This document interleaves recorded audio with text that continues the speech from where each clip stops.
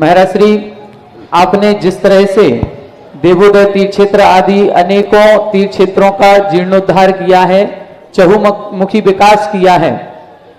पहले एक शब्द आपके नाम के आगे लगाया करते थे, अभी भी लगाते हैं, तीर्थ जीर्णोद्धारक।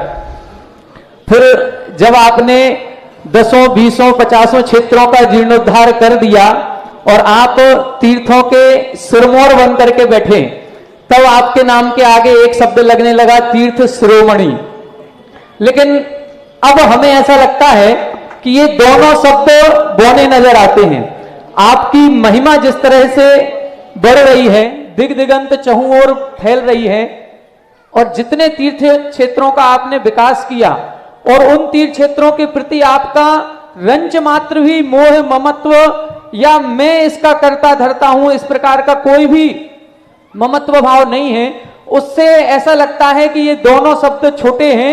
अब आपके नाम के आगे लगना चाहिए तीर्थ चक्रवर्ती, क्योंकि चक्रवर्ती जो होता है महाराज श्री, चक्रवर्ती का एक नेचर है कि जब वो दिग्विजय की यात्रा के लिए निकलता है तो जितने छोटे छोटे राजा होते हैं, उन छोटे राजाओं से उस चक्रवर्ती को युद्ध नहीं करना पड़ता, और वो सारे छोटे राजा उस चक्रवर्ती की महिमा को देख करके स्वतः ही उसके अधीनस्थ हो जाते हैं और उसकी अधीनता स्वीकार कर लेते हैं। आपके संदर्भ में भी अब यही हो रहा है कि आप जिस गांव की तरफ, जिस क्षेत्र की तरफ, जिस शहर की तरफ मुख करते हैं, वहां की प्रबंधकारिणी समिति अपने आप आपके चरणों में आ जाती है कि हमारे क्षेत्र का उद्धार करो, हमारे तीर्थ का उद्धार करो। आपको कहना नहीं पड़ता। दूसरी चक्रवर्ती की एक और विशेषता होती है कि जितने भी छोटे छोटे राजा होते हैं, उन छोटे छोटे शहरों पर, राज्यों पर उन्हीं का अधिकार होता है, वो ही राज्य करते हैं। फिर भी राजा चक्रवर्ती कहलाता है 6 खंड का अधिपति, उसका कोई भी अधिकार उस पर वो नहीं जमाता। इसी प्रकार से आपका है कि आपने इतने तीर्थ क्षेत्र बना दिए, लेकिन किसी भी तीर्थ क्षेत्र पर आपका एकाधिकार नहीं है।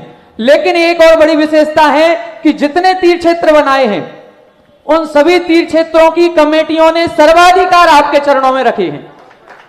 एक भी पर आपका एकाधिकार नहीं है कि ये मेरा क्षेत्र है और मेरे अनुसार ही चलना चाहिए। लेकिन जितने कमेटी के प्रबंधक हैं या कमेटी के पदाधिकारी हैं, वो सारे क्षेत्र आपके चरणों में हैं, और वो यही कहते हैं कि ये कील भी लगेगी तो आपके निर्देश के अनुसार लगेगी। जो कुछ भी परिवर्तन होगा वो बिना आपके आदेश के, निर्देश के, बिना आपसे अनुमति लिए कुछ नहीं होगा। ये सब चक्रवर्ती की विशेषताएं हैं। महाराज श्री, चक्रवर्ती भले ही चौथे काल में होते हैं, लेकिन आज वर्तमान काल में, पंचम काल में भी हमने 2 चक्रवर्ती देखे। एक चक्रवर्ती तो देखे हमने चारित्र चक्रवर्ती आचार्य शांति सागर महाराज, जिनके नाम के आगे चक्रवर्ती शब्द लगा है। दूसरे एक और चक्रवर्ती आचार्य हमने देखे, नेमीचंद सिद्धांत चक्रवर्ती। आप भी महाराज श्री सिद्धांतों के भी ज्ञाता हैं, ये तो हम लोग सब देख ही रहे हैं कि जिज्ञासा समाधान में ऐसा कोई भी जिज्ञासा का समाधान नहीं है, चाहे द्रव्यान योग हो, चाहे करणान योग हो, चाहे सामाजिक हो, चाहे राजनीतिक हो, हर प्रकार का समाधान आपके मुखारबिंद से प्राप्त होता है। तो आप सिद्धांत चक्रवर्ती भी हैं। चारित्र में आपके ऊपर कभी कोई एक उंगली भी नहीं उठा सका, ऐसी निर्दोष चर्या का पालन आप करते हैं, तो आप चारित्र चक्रवर्ती भी हैं। और आपने ऐसे अनेकों तीर्थों का उद्धार कर दिया, इसलिए आप तीर्थ चक्रवर्ती भी हैं। हमारी पूरे ऑनलाइन जहां जहां भी भारत के, विदेश के जितने भी श्रोता सुन रहे हैं, सबसे एक निवेदन है कि अब एक नाम अपन सबको गुरुजी के नाम के आगे लगाना है, तीर्थ चक्रवर्ती। हमें यह पता है कि गुरुजी को इसकी कोई आवश्यकता नहीं है, वो किसी भी उपाधि के, किसी भी विशेषण के मोहताज नहीं है, लेकिन उपाधियां आपके आगे पीछे घूमती हैं और लगेंगी। ये हम लोगों का अधिकार है महाराज श्री, इससे हम लोगों को वंचित नहीं कीजिए।